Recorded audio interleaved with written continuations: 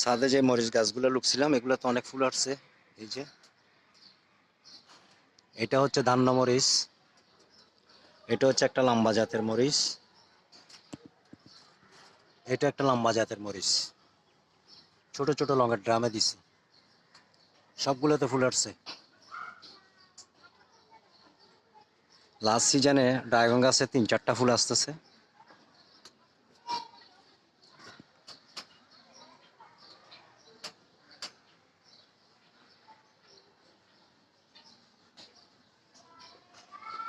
এটা last season বোধহয় 3-4টা আসছে, 4টা দেখা যাচ্ছে।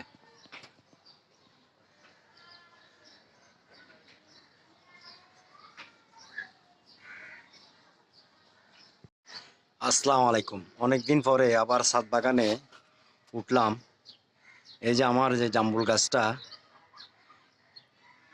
ছোট বালতির থেকে বড় বালতিতে রিপোর্টিং করার পরে নতুন শাখা বের হচ্ছে এবং দুই একটা ফুলও দেখা যাচ্ছে। আমার যে আইফুল ফুলটা ছিল ওইটাতে বুটি হয়ে গেছে, ফল সেট হয়ে যাচ্ছে। মাশাআল্লাহ, আগের বার আরো বেশি আসছিল। কুলের ভারে পুরা গাছটা পর্যন্ত 2 ভাগ হয়ে গেছিল। এখন তেমন জাপালও নাই, কিন্তু অনেক বুটি হয়ে গেছে গা, এগুলা ফল সেট হয়ে গেছে। এই যে ছোট বালতিতে, এটা একটা বিদেশি ফল। এই যে ফল এগুলা ধরতেছে, ধরলে কি হবে, এগুলা মাছির জন্য সেট করতে পারতেছি না। এই যে এখানে ফেরোমনও দিছি, কিন্তু তারপরও মাছি পোক এগুলা ছিদ্র করে ফেলতেছে, এটা হবে কিনা আমি জানি না। এই যে দেখেন কি অবস্থা করছে, এটা তো একই অবস্থা। এই যে একই অবস্থা, এখানে আরেকটা আছে।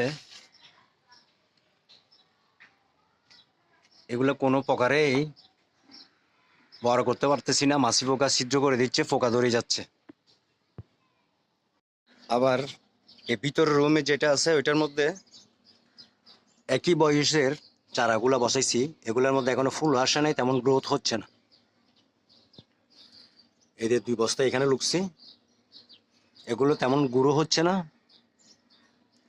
তেমন সুবিধা হচ্ছে না। আর এদিকে একটা তিতকরলা গাছ উঠছে, মোটামুটি ভালোই গ্রো হচ্ছে।